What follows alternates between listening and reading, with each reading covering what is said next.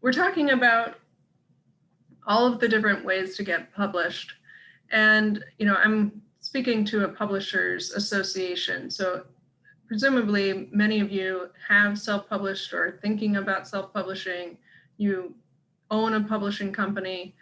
But there are lots of ways that you can get your book out into the world. And so that means you don't have to always use the same route.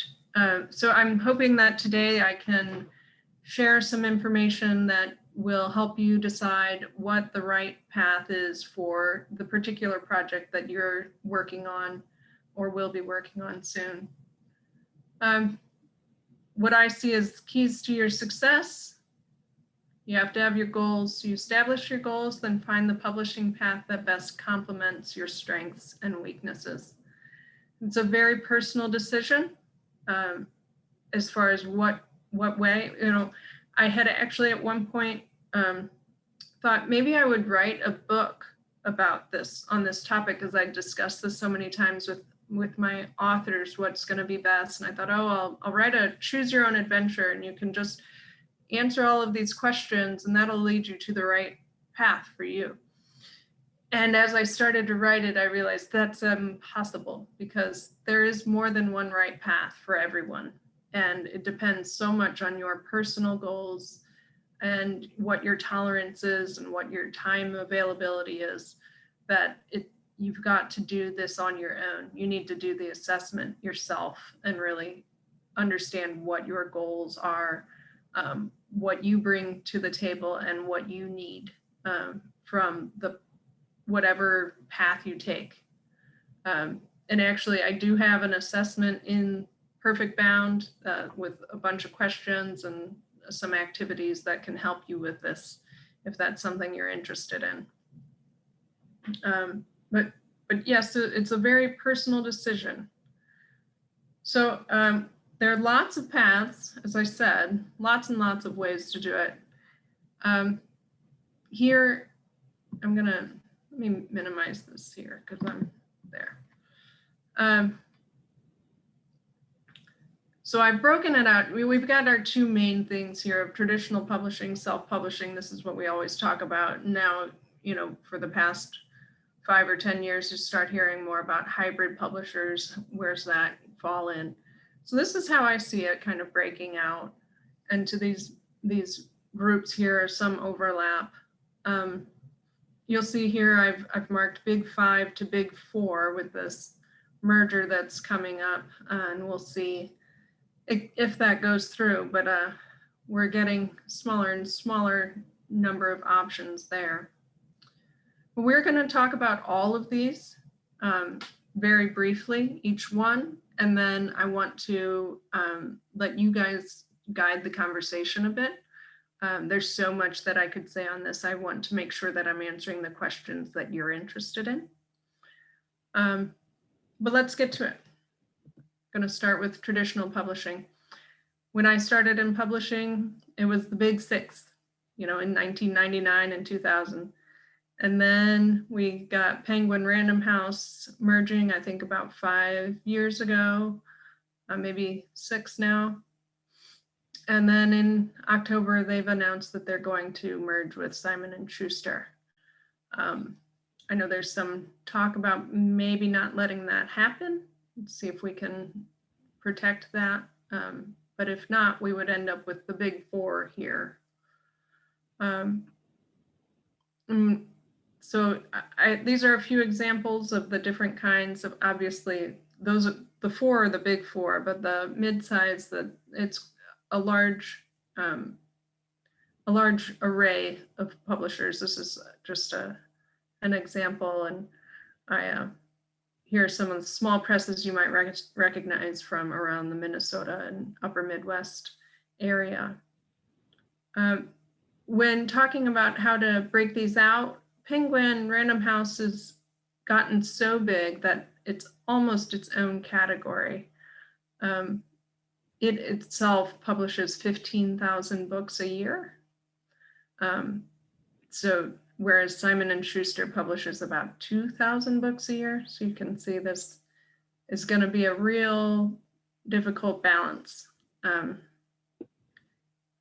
But we can look at, one thing is, so as I was putting this together and thinking about the different categories, it may end up in the future being more helpful to think of it as the big four and then independent. But for tonight, this is how we're going to talk about it, because each one has pros and cons associated with them.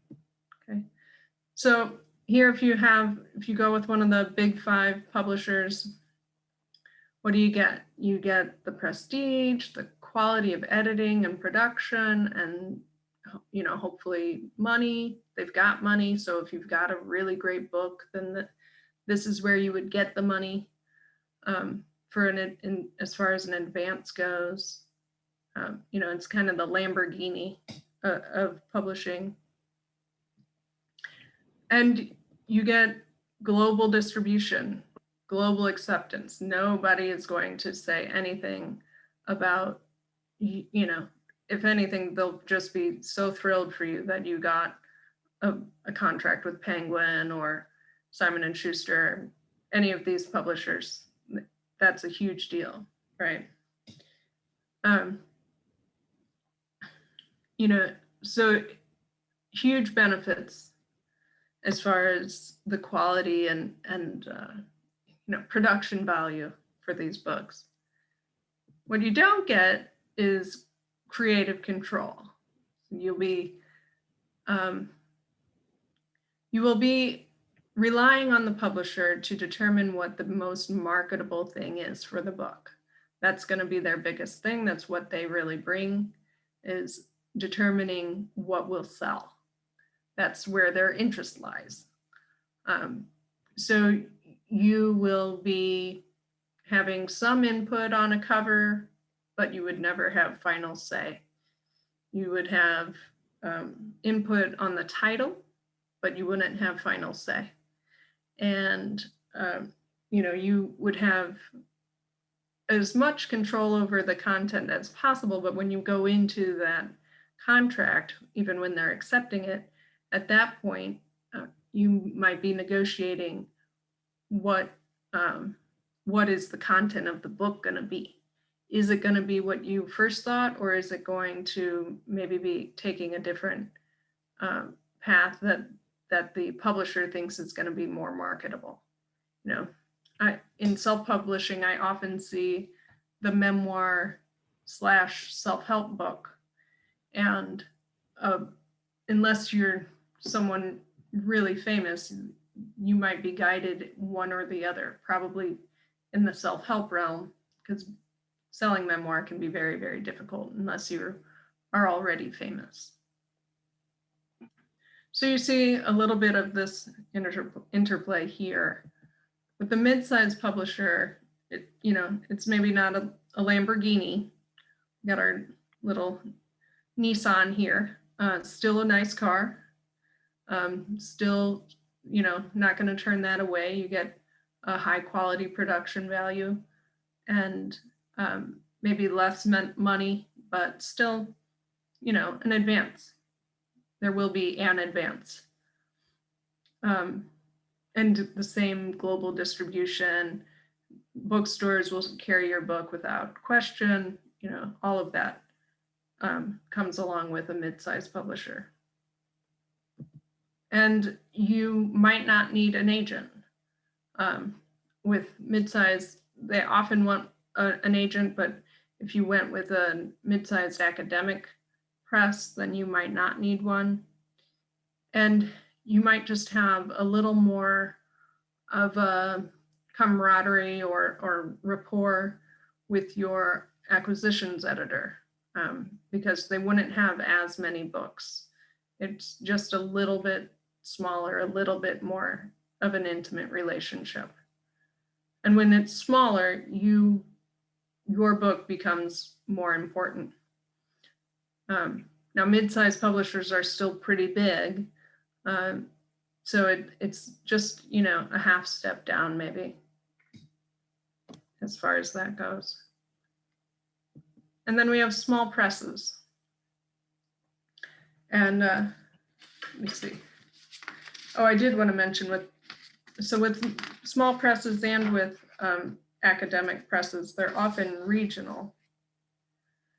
But you get more collaboration, more personal touch. Your book is more important. Small presses are publishing, 30 books or less a year.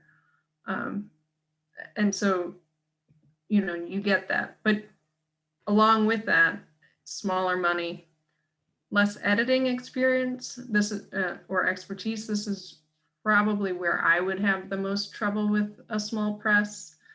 You would want to go in with the highest quality book that you can, because the editing, they just can't afford a high-end editor all the time. Some can, I'm sure.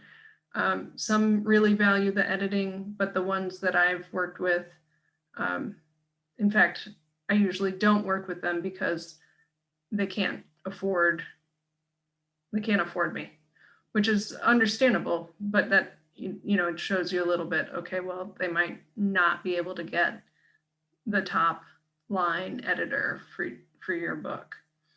And it's just very variable too. I don't want to pigeonhole them all as like low quality or anything. It's just going to be a little less, I guess. And then with the distribution, you're more likely to be having more of a regional reach. Like I said, with the academic presses and small presses, it's similarly regional, or even just very local, depending on how very small the publisher is. Everyone can do global ebooks. It's not hard. And everyone can do, we can all go on Ingram Spark and have our book available worldwide. The difference is, do you have a distributor where that person is going into bookstores to try and sell your book? When you're talking about a small press, that's going to be a lot, it's going to be regional, not national, the way it would be with the bigger publishers. So one issue with the small press is a question of, is there a benefit over self-publishing? And I think there is a benefit, because you'd have a team and you're not just going it alone, but sometimes that benefit would be very small. I know one woman who, she was a self-publisher and she had started to do a small press, but she stopped when she realized she couldn't really give that added benefit. She wasn't able to provide more benefit than self-publishing. So you have to be careful and always do your due diligence before you sign up with a press. And there are tons and tons of small presses now. So let's look at the money side. This is always a big question. So what is an advance even? An advance is money paid against royalties. This is money you get in advance, usually half paid upon signing the contract and half paid after they accept the manuscript.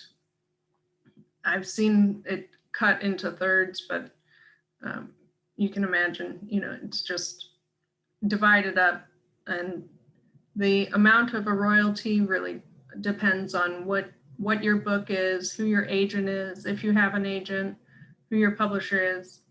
They can be, I know a woman who's an agent. She says she can get $500,000 advances for a debut novelist. Okay, well, that's a few people who get that.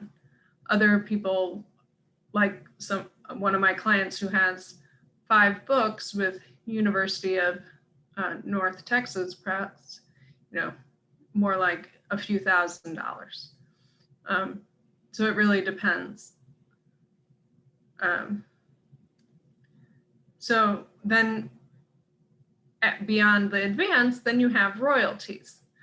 And so this is, you get royalties once the advance is earned back. Then you start getting a percentage of sales paid to the author. And this is one place where having an agent really helps, because they can help track your royalties, and they're your advocate in getting higher royalties.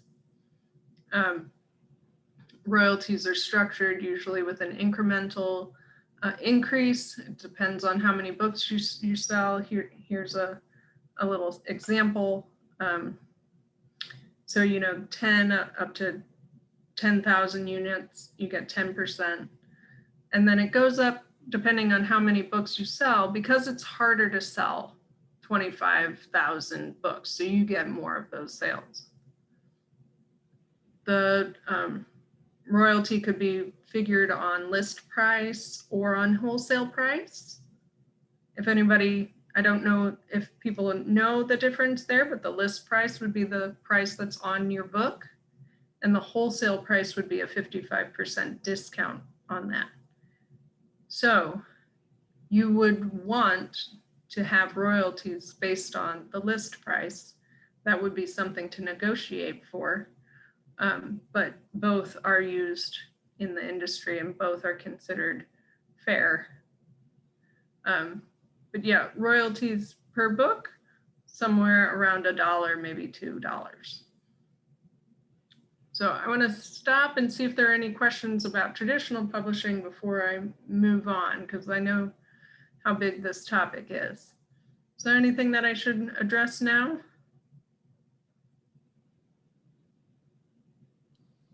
Well, we've had a little bit of discussion in the chat about needing an editor, and can a writer learn to be their own editor? Maybe you'd want to comment on that. Sure. One, I don't think an author can learn to be their own editor. You can learn to be a really good writer, but everyone needs an editor. That said, you don't necessarily need an editor to get a publishing contract. If you're writing nonfiction, you don't need it, because you can sell the book before you've written it. If you're writing like prescriptive nonfiction, narrative nonfiction and fiction, you're expected to have a complete or almost complete manuscript. And my understanding is that if you know the book has some kind of a problem, like you're not fully satisfied with the book, then you should definitely get an editor. If you feel like it's really, really strong, then you could conceivably skip the editor and query agents with it as it is. It really depends on the agent if they're going to be willing to take something that's not 100%. I don't know many agents, but the one I do know who can get $500,000 advances told me that she used to take books that were 99% ready, but now she only takes books that are 100% ready. I go, okay, I guess if you're the kind of agent who can get people $500,000 advances, you have that luxury. So, but you just have to know that if you aren't hiring an editor, if you're not really certain your book is top notch, it might change your path, exactly which way you go. Mm-hmm. It maybe be worth just commenting on the different types of editing. There's a question about that, just for people that aren't familiar with the whole process. Okay, sure. There are lots of names for the types of editing. That can be confusing. Okay. But I usually look at it in 3 broad categories of developmental editing, copy editing, and proofreading. Developmental editing is really big picture stuff. So if you're not sure what the start of your book should be, you're not sure which topics you're supposed to be covering, you don't know exactly if your first chapter is the best place to start the novel.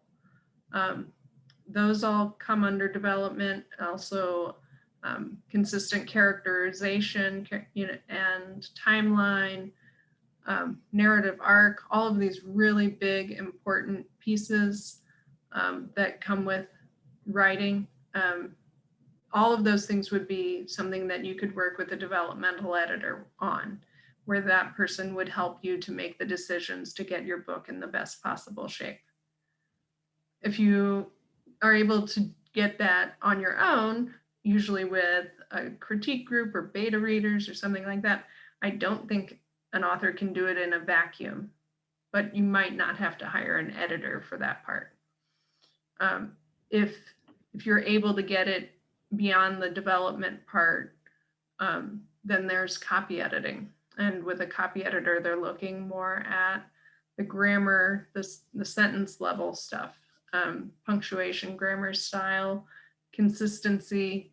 If it's a novel, they'll still be looking at timeline and narrative arc, but really that should be very minor changes compared to what you would be doing at development. And then you would get that as clean as possible. And as far as, all the punctuation and all of the spelling, try and get that as clean as possible. And then the proofreader would be kind of your last line of defense before publication, where they're catching the stuff that the copy editor wasn't able to catch. And sometimes that happens if it's the copy editor has a lot of work to do, then more errors are likely to get through. And so you'll need another person, another set of eyes to go through and catch all of those issues that the copy editor couldn't catch. The person that people who are doing traditional publishing usually are looking at a developmental editor. You don't always have to do a copy edit and get it super exactly right, but sometimes you do. That's great. There are a few more questions here, but we'll maybe save those for the next section. Okay. But yeah, I think there's a lot of interest about this. How often you need and how editing actually works. So okay. I think you'll come to that more in the next section too. Yeah. Okay. All right, so let's look at self-publishing. I've broken it up into these three broad categories.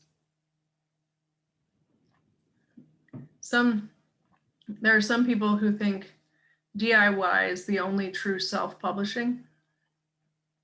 This is extremely difficult. We'll look at pros and cons for all of this though.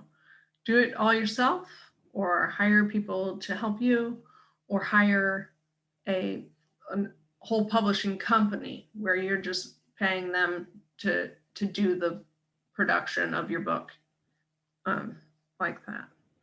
So looking at each one. DIY publishing can be great if you've got kind of a smaller book or a real niche book, something that doesn't really require a ton of editing and a ton of design work. If it's mostly text, that can be helpful. If it's short, it's easier to control the content and correct the errors. Or if you're writing kind of like pulp fiction, that kind of thing, where your readers aren't as concerned about infelicities in the writing, then this becomes a more attractive option. It's lower cost, whatever your budget is, that's what you pay. You do it however you want, full creative control, and you make all the money. Troubles with it is that, if you don't already know how to lay out a book, if you don't already know how to format a book for ebooks, then you have a lot of learning to do. And then with all of that, you have to put in the work. You're not paying someone else to do it, you're doing it. So if you have a family, if you have other responsibilities, a job, then, time is money, or time is time away from your family. And you need to consider whether or not that's time you want to spend doing it yourself or not. The limited acceptance is also a big issue. You're not likely to get into a bookstore if you do the whole thing yourself, because it's not likely that you will be able to do just the highest quality work. It's very unusual for somebody to have all of those skills at the highest level that you would need. Bookstores also get persnickety about things, and kind of want to be working with someone who has a logo on their spine. And the full responsibility can be a real weight. You don't have a team.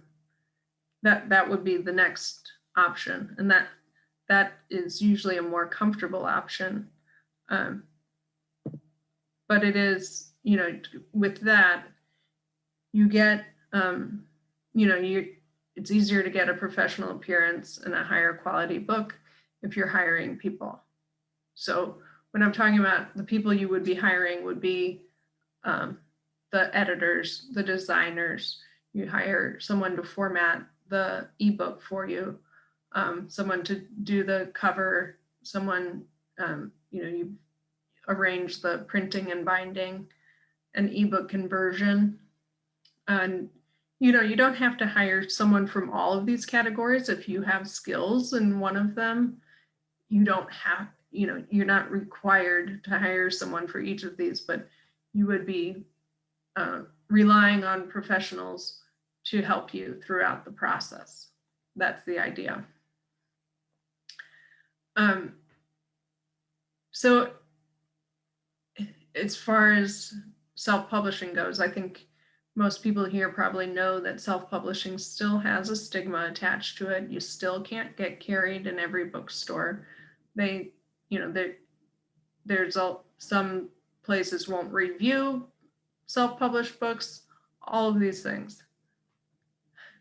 That said, this would be the method that's going to get you the most acceptance, the widest acceptance.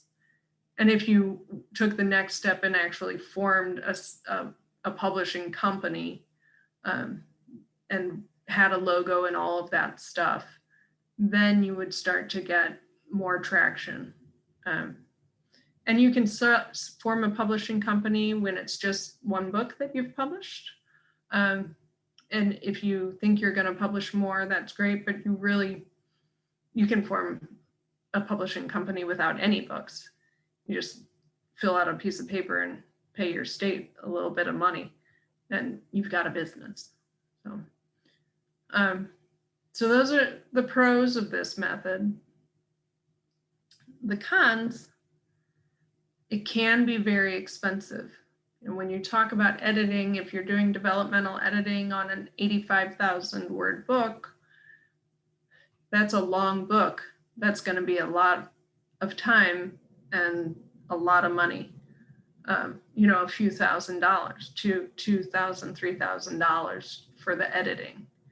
Design can be expensive. It can range. You could get a template design, which is cheaper. But then if you went with a custom design where you hired a designer to do a whole brand new design, that's going to cost more. So you have a lot of decisions to make, and you really have to consider your budget. And I kind of think of it like when you're planning your wedding. You have to choose where are you going to put your money? What's going to be the most important thing? For me, it was the photography for my wedding. Other people might say the food, the hall, being able to have 1,000 people there. You have to make a decision and choose where you're going to put your money. So this method also is likely to take, or could take, longer than DIY.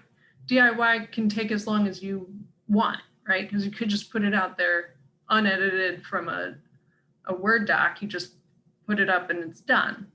With this, the idea is that you're taking the time to follow the process and go through all of the steps that get you that high quality book. So that's 6 months, 9 months after you have a final manuscript. And then there are many things that can draw that out. And you have to be able to build a team. You have to have contacts, be able to find the pros. And they're out there, and it's totally doable. But it is a step. It's something you have to do. Okay. And then the third option that I've highlighted is hiring a self-publishing company. This is really attractive to people who have limited time, but have money. Because it's great. You get your manuscript and you hire someone you can have them do really as much as you want. Some places will do the editing, the design, the book, the binding, and everything. Take care of it all for you. You just pay. You pay the package, and you can choose whichever package is right for you. There are some where you would arrange the editing and then they just do everything, but after that. That is actually my suggestion, because you can ensure that your book was edited to the highest standard. As an editor, that's important to me. People will get upset with you if they read your book and it's full of errors. You'll see that on Amazon. So you want to avoid that if you can. Some of the cons, it can cost thousands of dollars.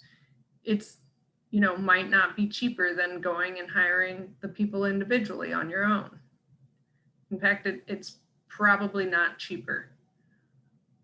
Some places are very pushy about marketing, and there are a lot of scams. You have to be very careful about who you sign up with. Similarly, the customer service is variable, and you are not likely to be carried by a traditional bookstore.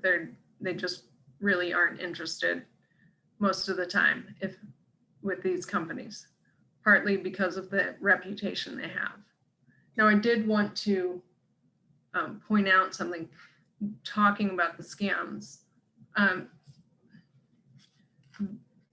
I don't know how plugged in you guys are. Some people, this will be just like old hat, but others, this might be news. So I wanted to read this list of self-publishing companies to avoid. Okay, one of the biggest ones is a group called Author Solutions, and they have had class action suits against them. All of these things because they will try to get their authors to buy marketing packages that are not anywhere close to worth the value. And their customer service is really bad and all of this. Now, I know some authors have had good experience with these companies, but I want to tell you these names just so that you know that if you go with one of these guys, there's some baggage there, and you might be, you really have to be your own advocate on this. So here are all of or a sample of the publishers under the name Author Solutions. This one company owns Archway Press, Author House, Balboa Press, Del Art, iUniverse, Trafford Publishing, West Bow, and Ex Libris. So all of those are somewhat tarnished because of the way the business practices of Author Solutions. Now, I think it was Random House had bought Author Solutions, but they sold them again. For a second, I was like, oh my gosh, you know, a little integrity is going to get in there and they're going to change their ways. I'll stop telling people not to go there. And then they got sold. So I say buyer beware with that. Okay. Let me see one more thing. Okay. All right, so let's look at the money here also. There are several costs that if you're self-publishing, this is all going to be up to you, right? You pay. Editing, if you choose to have it, design and formatting, printing, if you have a print book, ebook conversion, if you go that way, and then whatever cost of marketing you choose. Marketing can be $0 to $10,000 or more, whatever you want to put into it. You earn 100% of the sales. When you, if you sell at the back of the room, like you have a book like mine and you have a talk and you have a table at the back and you sell books, that's 100% for you. You have to, you know, you've already paid all this overhead, but that money then comes to you. That's great. If you sell it through Amazon or Barnes & Noble or any of the other online retailers, then you get a portion of the money, 35 to 70% of the list price, depending on the price of the book and the retailer.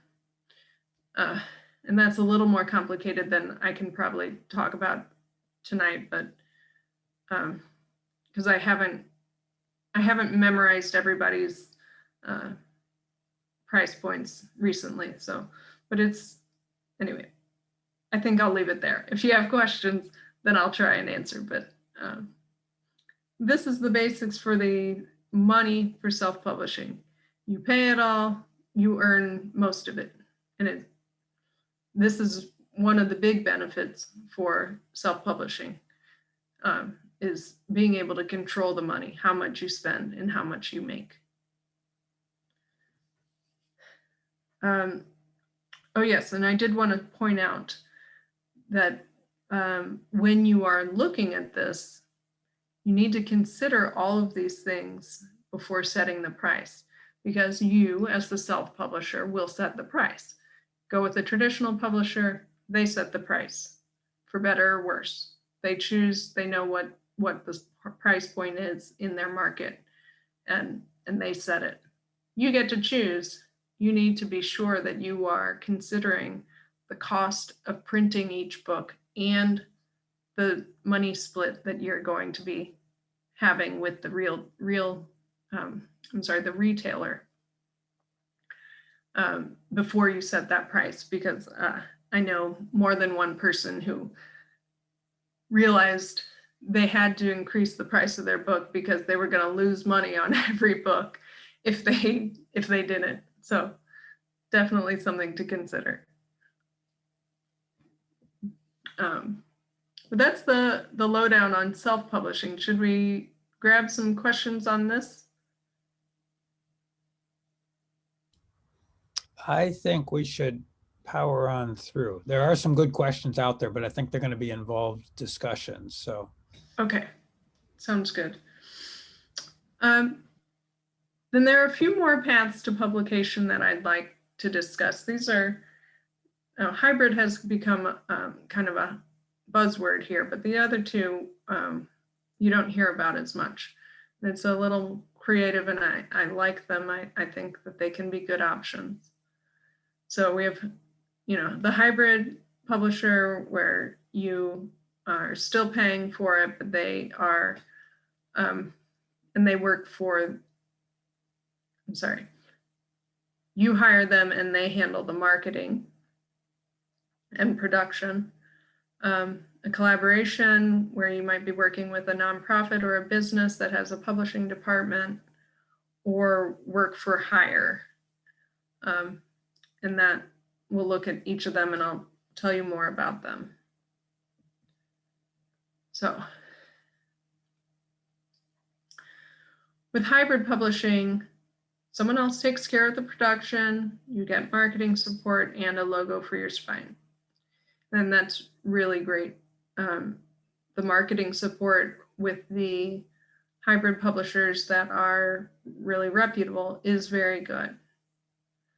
The cons are that you have to, well, in some people would say it was the worst of both worlds, because not only do you have a gatekeeper like traditional publishing, but you're also paying for the production. And you are usually splitting the royalties. And you're treated as a self-published book by the bookstores. So you start to wonder, what is it that you're getting from these?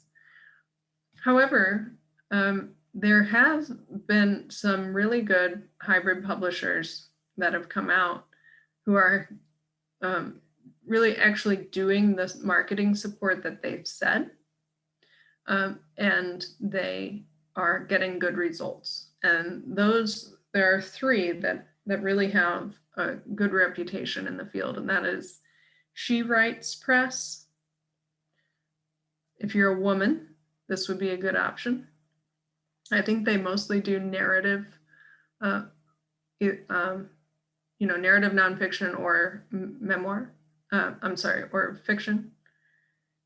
And then Greenleaf, which does, they tend towards business books, but I think they're broader than that, but that's kind of where their niche is. And then Page 2 is a third one that has a good reputation. And those would all be ones for you to look into and see if that's something you would want. And actually, let me see, I do have a list of resources that if you hang on till the end, I'll put that in the chat. And I think those are on there. But hybrid publishing is a good model. The biggest concern for me is telling a hybrid publisher from a self-publishing company that is actually one of the scam companies, and how you protect yourself against that. I think the only thing you can do is a lot of research, listen to your gut, try and make sure that you're not falling for anything that sounds too good to be true, and really probably going with one of these really well-known publishers, hybrid publishers, to make sure you're getting what you pay for, because they're expensive. It can be very expensive. Like between $5,000 and $10,000 or so. In fact, Greenleaf might be more than that. But so that's hybrid. Collaboration with a nonprofit or business. I find this a really interesting option. Lots of flexibility. That's kind of the thing, is that, they can, the agreement can be almost anything you want, depending on, you're going in there probably without an agent, and just trying to collaborate and make this a partnership that works. So it's a partnership. You're sharing the money responsibility. The downside would be limited distribution, but this is really, if you're looking at a small niche, if you're really looking for a targeted group, I think of this as being really good for people who have a mission with their book. Something where, if you're writing about a health disorder and there's a nonprofit that's working in that area, if you're a doctor who writes about multiple sclerosis, could you go with the multiple sclerosis society and find out, if they would partner with you. And this would be kind of like a traditional publishing situation, because you would be going in with somebody that already has a publishing arm. And that would be somebody to where you could get your message to the people who are most interested in your message. It's not necessarily a huge moneymaker, but when you're writing because of your mission, that's not always what you're looking for. So it's an interesting option. And then work for hire. I did a work for hire. That's actually the booklet that Paul mentioned earlier. Freelancing as a Business, 7 Steps to Take Before Launch Day. It was published by the Editorial Freelancers Association. They had a set amount of money that they paid for 30 to 40 page booklets on a topic of interest to their members. And for me, this was a great opportunity. It's based on conversations that I had so many times with editors who would call me and say, how do I launch my business? How did you get where you are? Can you help me? Happy to help. But after like 20 calls, I'm like, I could write a book on this. And so I did, write it all up, do the research, and then submit that. They cut me my check. I don't see any royalties, but I got a little bit of money. It was something to put on my resume. It helped to sell the other book that I have. But there's no prestige. Nobody's buying one of these books, based on who the author is. Other examples that you would be familiar with would be like the Dummies series, or any of the series where it's the series title that's selling the book and not the author. A lot of those will have been work for hire. You don't have creative control. They tell you what they want the topic to be. You might be writing to a template if you're with one of the really established series. And the copyright would be in the publisher's name. So you're just not getting a lot except that check, but it can be steady money. And it's a really interesting way, I think, to build your resume, get experience as a writer, and have it be another way to support what other writing you've done. I want to make sure I've covered what I wanted to. Yeah.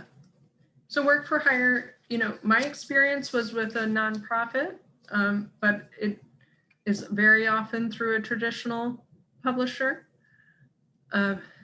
It's flexible on what it is, what the agreement looks like.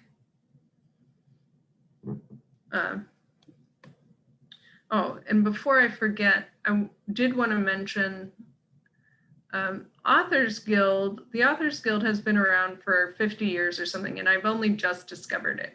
Like, I've heard about it many, many times, and I was like, oh yes, okay, but that's not for me. For whatever reason, I thought it wasn't for me. And then I went in and joined finally, and it's such a wealth of resources. They have a sample or a model book contract for if you're going to be signing with a traditional publisher. That alone is, priceless. Just getting to see what that's going to be and what you should expect and what a good contract looks like, really, really valuable. So, like I said, I don't know why it took me so long to finally go in and look at that, but I would highly recommend the the Authors Guild if you are a writer looking for any kind of support that you might not be getting from MIPA. All right, and I think that's really everything I wanted to cover. Here's some my contact information, and this is the book. It's available on Amazon if you're looking to pick it up. It's Amazon, Barnes & Noble, really everywhere. And it's a great book. So let me answer all those questions that have been piling up. I see 45 or something chat things in the chat, and I'm anxious to answer for you guys. What do you got? Yeah, Nate, do you wanna Yep. chime in and bring some of those up?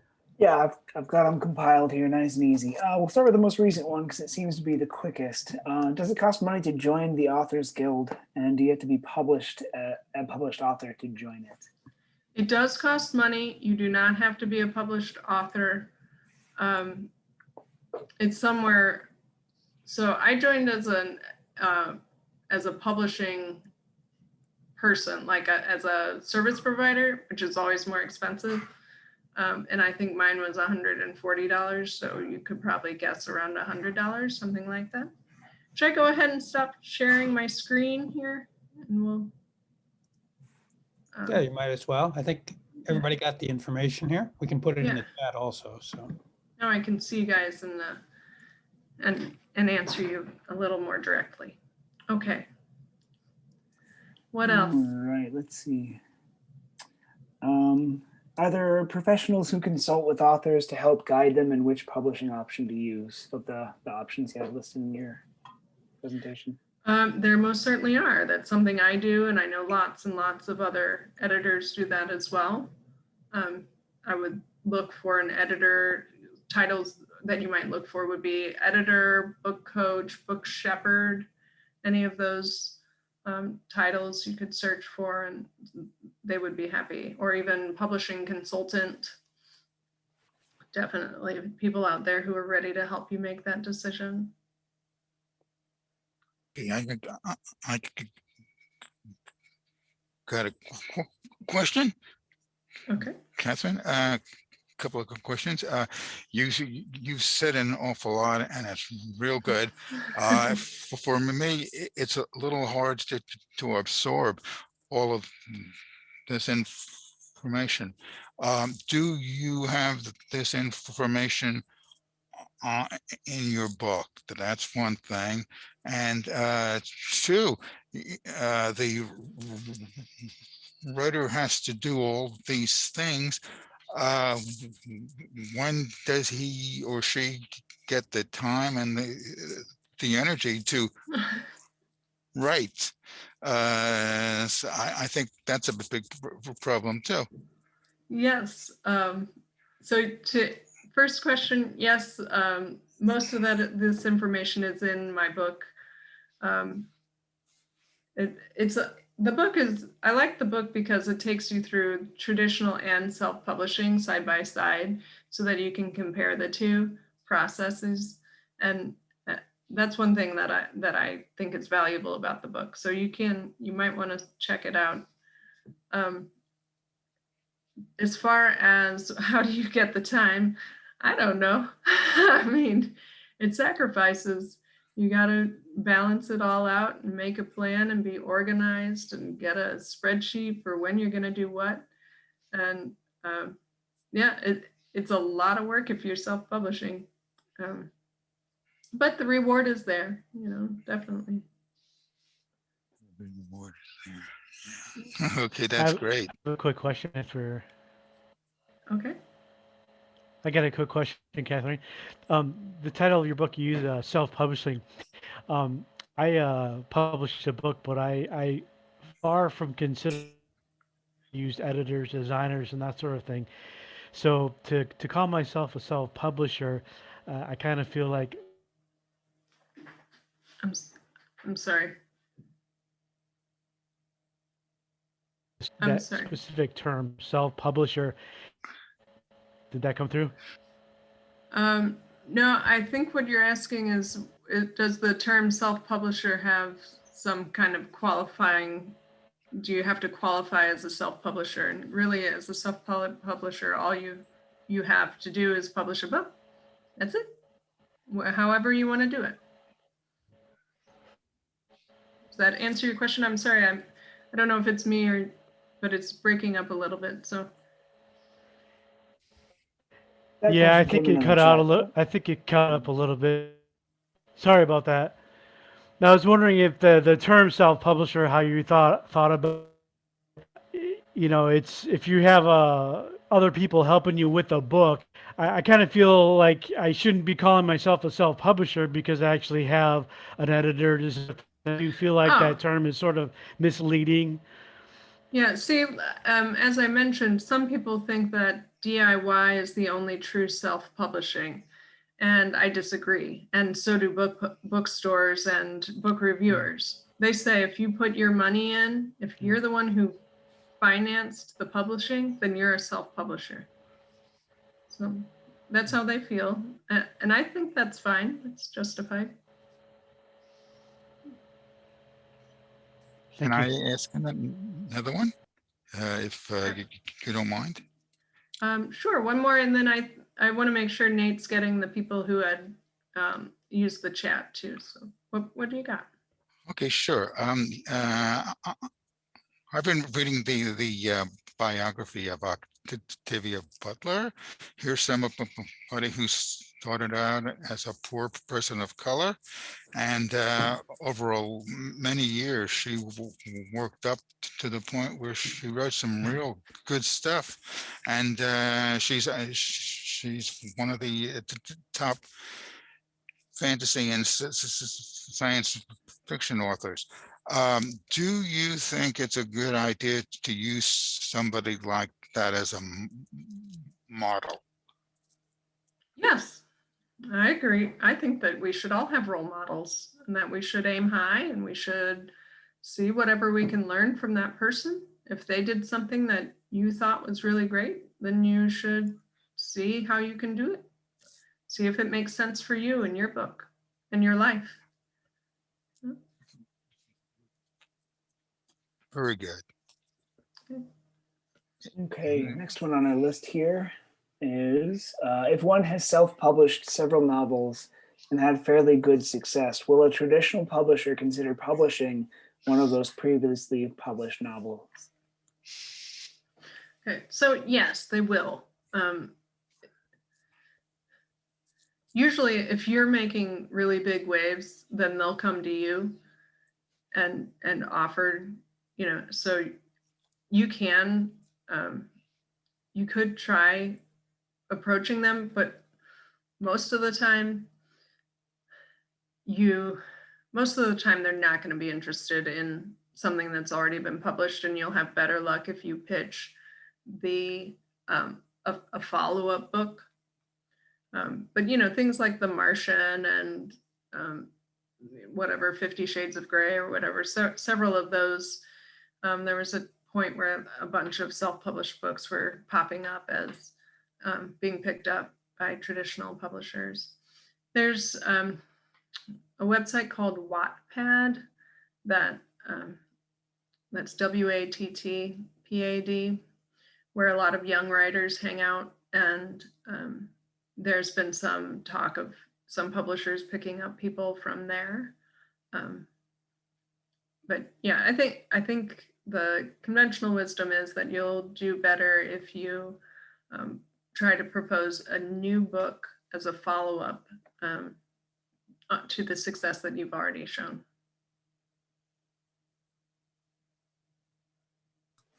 Okay, this one had some kind of qualifications to it from Carol Chapman, so we might have her just open her mic and explain. But the first question is, how much do you consider the audience as an editor? But she had kind of some specifics, so we might just have her explain fully her question. Okay, well, maybe I'll try this, and then I'm sorry, I forgot, I didn't catch her name. It was Carol. It's Carol. Yeah. Carol, if I don't answer it, let me know. Mm-hmm. So as an editor, I absolutely consider the audience of the book that I'm writing or reading. that's essential. I mean, I'm not doing you any favors if I'm editing a book and telling you that you're using language that nobody's going to understand when you're writing a technical book for a technical audience. No, that wouldn't be helpful to you. And if you're writing in science fiction, and you got to follow those conventions too. So I highly recommend finding an editor who works in your genre and topic. Actually, one of my favorite examples of why you need somebody who's familiar with your topic. I worked in-house for a while, and I was working on corrections to a revised edition. And what had happened was I was reading this book. It was a book about Babe Ruth. And the book says something about Babe Ruth's so-called shot. And I was like, what? What do they mean, his so-called? Oh, Babe Ruth's called shot. When he called his shot, he pointed out into the stands and then he hit a home run. And it's been legend that he called that he was going to make this home run. And apparently the editor had never heard of that. And so she changed called shot to so-called shot. That's a disaster. That's terrible. If they had an editor who was familiar with Babe Ruth, familiar with baseball, then that error never would have been introduced, because I am certain that the author did not write his so-called shot. So yeah, definitely find somebody who's familiar with your area. Does that answer it, Carol? Is there more that I needed to say? That's excellent. I did clarify a little bit. I'm an attorney and also a publications manager for a legal publisher. And so we do typically just professional to professional. Mm-hmm. And we had a topic that really we wanted to reach for access to justice purposes, a lay audience, as well as a professional audience. And so we're kind of moving in that direction. And I'm finding that my legal editors and copy editors are having a difficult time with the language. And so I actually hired somebody from outside to help us, and then help my authors, who are all attorneys, try to explain these terms and things that were not simplistic, but were understandable, because there always is jargon. So I was just wondering, have you been involved in topics like that where you have a team of editors working on something just because you have multiple audiences?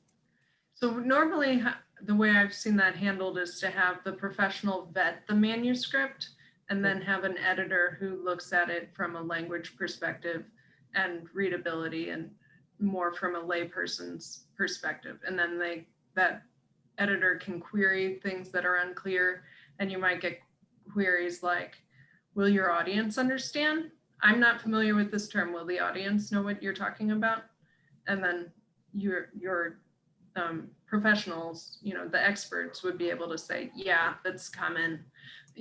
Now with the internet, I just go and look at professional publications and see, is this a common term? Is this something that I would know, or but you might still get comments back, like, I couldn't find this term, or this doesn't seem to be used in this way. So, but yeah. Yeah, we decided to go with a glossary, just because there were just some terms we just felt we had to have in there to give more explanation. Yeah, definitely. But I was wondering if you had, as a professional editor, seen these teams work together, and it sounds like you have. Mm-hmm. Yes, I have. Mm-hmm. Thank you. Mm-hmm.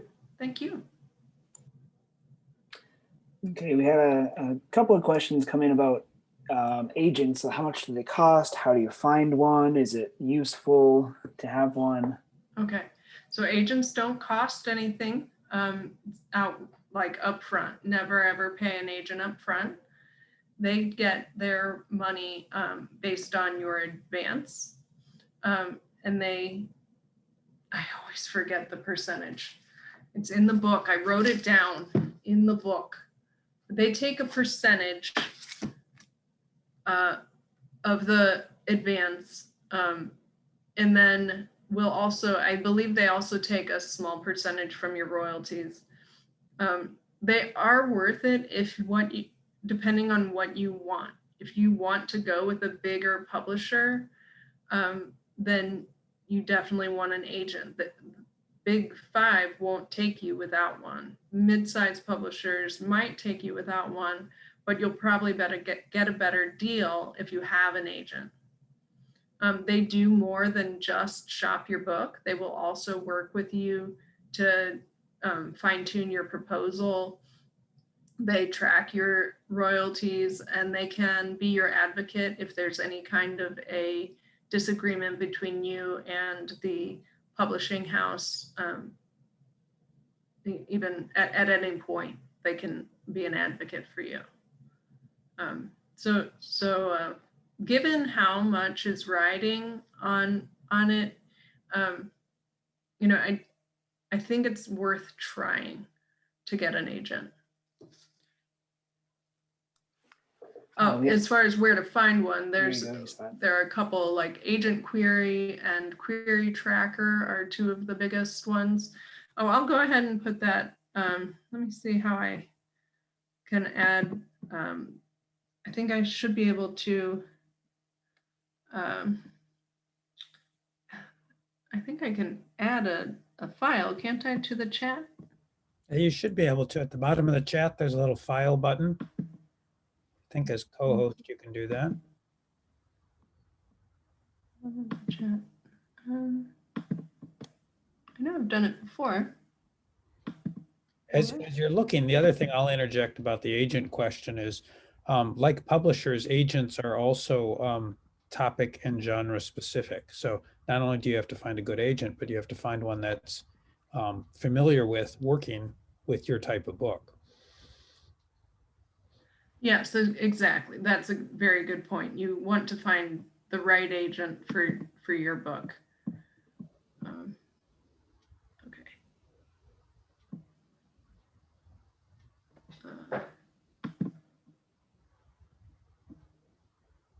I've almost got it. Here it is. Okay. Everybody is waiting with bated breath. Oh, yes. Yeah, there we go. So I've put in there, it's resources for writers and publishing.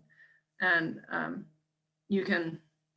that has a whole bunch of stuff that including the, where to find an agent, where to find an editor.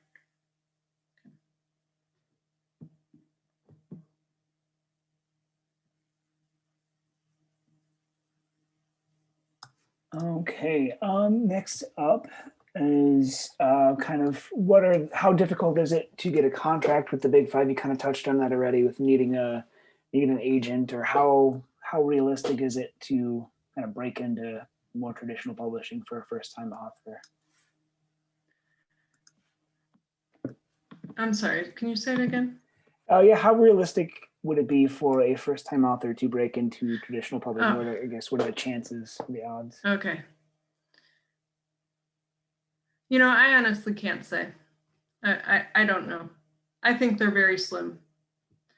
That's as close as I can get to a good answer. When you think about how many books are published each year, how many authors there are, like even just with the self-publishing, we're talking about thousands of books. So it's just very difficult. I think it's worth a shot if you have the right kind of book. If you have a platform that's, if you're already got some visibility, you've got a following of some kind, you have connections, if you're writing a novel, and it's just really great, and it's like on a topic that's really selling and all of that, then sure, go for it. In fact, I always say go for it. What harm is it? It might be a little bit of time. That's all you're losing. It's time. 'Cause what are they're going to say no. Okay, fine. Said no. We might as well try. This one's from back towards the top of the chat. How does one determine what kind of edit is needed? I'm co-authoring a book and we have a developmental editor all the way through. We've done 10 plus edits. Can an editor read 10 to 20 pages and determine what level of editing is needed? How much back and forth is there between author and editor? Okay. Yes, absolutely. That's what I do is, send me a portion of the manuscript. I will do a sample edit and tell you what kind of editing you need. I ask you what you think you need. And then when I look at the manuscript, I let you know if I agree or if I think, it's something more or less.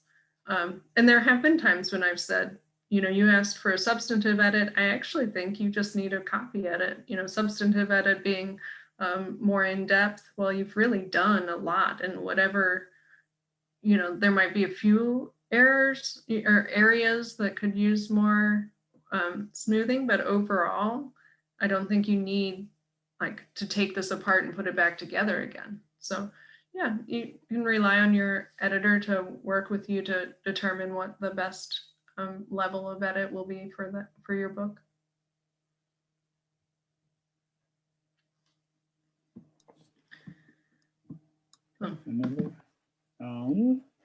If the biggest concern is maintaining control and input over my content, why would I consider a traditional publisher? I would like to produce a collaborative book team of editor, designer, marketers, etc. that I hire and I fully expect to promote and market my book a ton. Okay, so why would you go with a traditional publisher? I don't know why. If you really wanted to get into bookstores, if you felt like you wanted the prestige, you want the marketing support, there is a tiny bit of marketing support from traditional publishers. I know people who go with traditional publishers say that traditional publishers don't do any marketing. What I often hear is all they did was send out a press release for me and I got one podcast. And I think there is value to that. I mean, if you really want to go that way, that little bit of marketing assistance is more than what you would get on your own. You can buy a press release, and you could buy the contacts, I guess, but they already have those contacts. They don't have to do that. So the traditional publisher, what they give you is experience in the field, name recognition, and no learning curve. So I hope that answers that. Sounded like it did from what I intuited from the question. A couple folks have asked, what do you charge for your services, for your consulting? So I charge different things for my different services. It's all listed on my website, and that's probably the best place to go. You can see I'm very transparent. I don't want you to contact me and then find out that I cost too much. So I just put it all up there. I've got all my different levels of editing and everything, how much it costs, what I will offer. And then of course you can contact me, send me a portion of the manuscript. We'll discuss what you're really looking for. What do you want to get out of the editing process?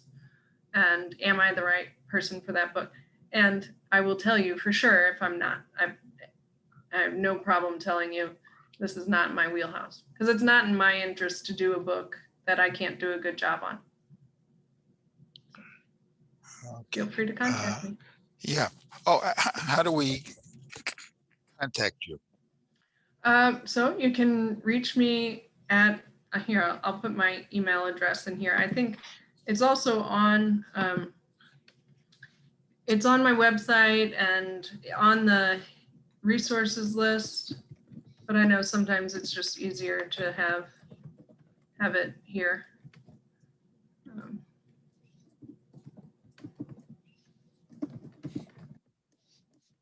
Okay, where Okay, would it be? Let's see. there. Oh, Katherine at popediting.net. Katherine.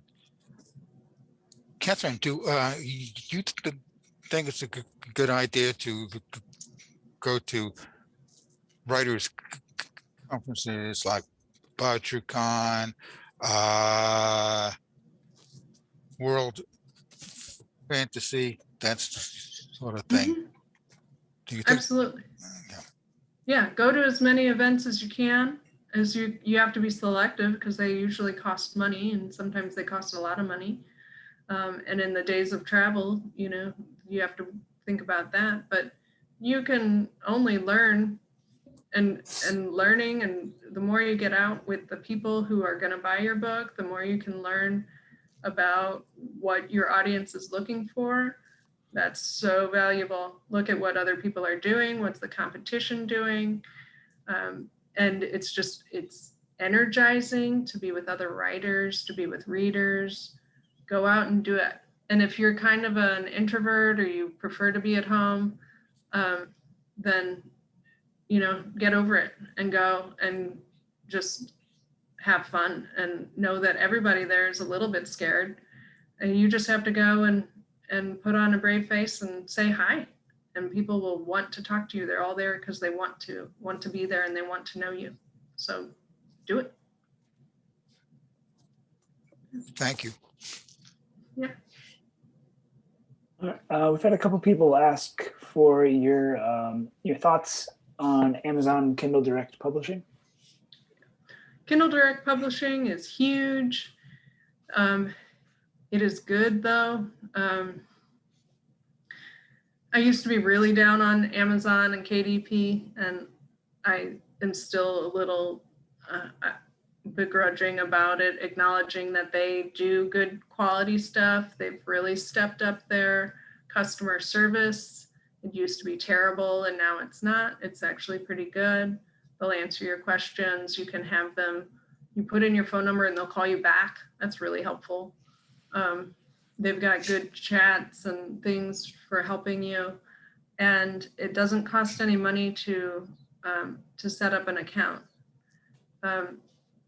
The thing is that I would do, my recommendation, if you just want a flat, I don't really want to have to think about it, what's the default answer? The default answer would be to use KDP and Ingram Spark together for your print on demand, because KDP reaches only Amazon. That's 70% of all books sold. 70% of all print books sold through Amazon. Outrageous. But what about the other 30%? You don't want to leave those out. So add Ingram Spark. If you only do Ingram Spark, KDP, Amazon will list your book as out of stock. Periodically, it will say that it's out of stock and it'll take 2 weeks. And I don't know if it's a conspiracy or if it really is somehow magically out of stock, even though it's a print-on-demand company. That doesn't make any sense that it would be out of stock, but that's what it says. Avoid that. Sign up with both. There's nothing to say that you can't use both. Yeah. It's hairy out there.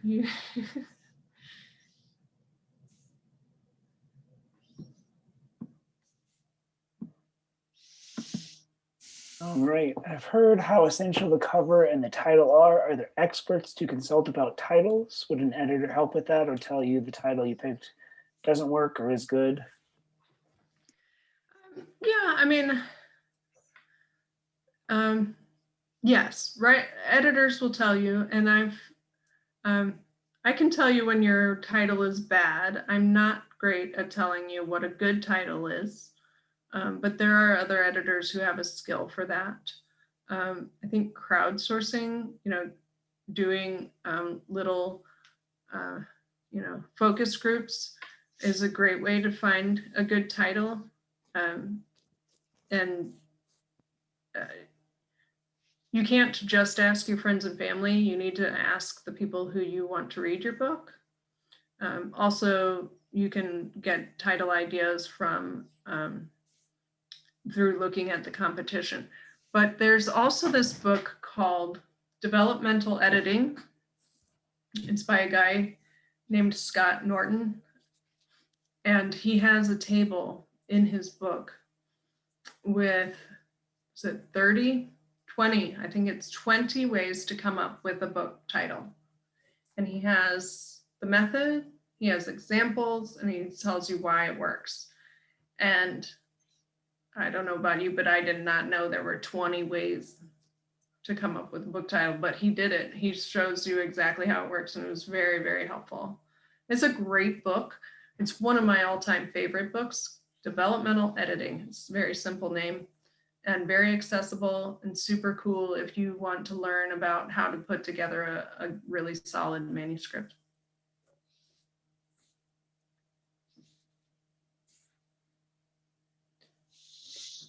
So it seems like there's a lot in the chat, but maybe hard to find the actual questions in there. I think the only other one we haven't brought up is, did your book include resources on finding and hiring cover designers? Of course. There's a whole chapter on it. Whole chapter on how to work with an interior designer, a cover designer, and then a list of resources at the back, several pages of resources at the back with different things. But yeah, I even have a whole workshop on how to find the right professional for you. So absolutely. I can vouch. That was the first chapter I read, and I think you're on spot there. Was I on target with that? I think you were, yes. Good, good. I got a question again. I see writers like Octavia Butler and J.K. Rowling's and Stephen King, and people tell me that it's just luck that gave these people success, and I find that highly questionable. I don't think it's just luck. I think it's persistence, and I think it's really learning how to write. So I want to get your opinions on that. Yes, I don't think it's luck. Yeah, I agree with you. It's not luck. There's some luck involved in getting discovered, but more it's timing. I mean, what is luck anyway, right? So they say it's opportunity meets preparation. I agree. Now, I agree that there is some luck. I've been very lucky in my life where things just kind of happened and I wound up getting to do things that I never thought I'd be able to do.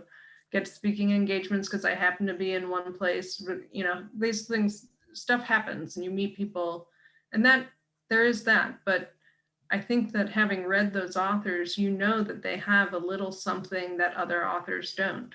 People try to emulate them and they kind of miss the mark a little bit. You know, Dr. Seuss wrote so many books, and there are all these books that are written in the same vein as Dr. Seuss. Sorry, I have little children, but they're not Dr. Seuss. You read it and you go, I know this one wasn't written by him, because it's just not quite as good. It doesn't have that tiny little thing that is so special to that person.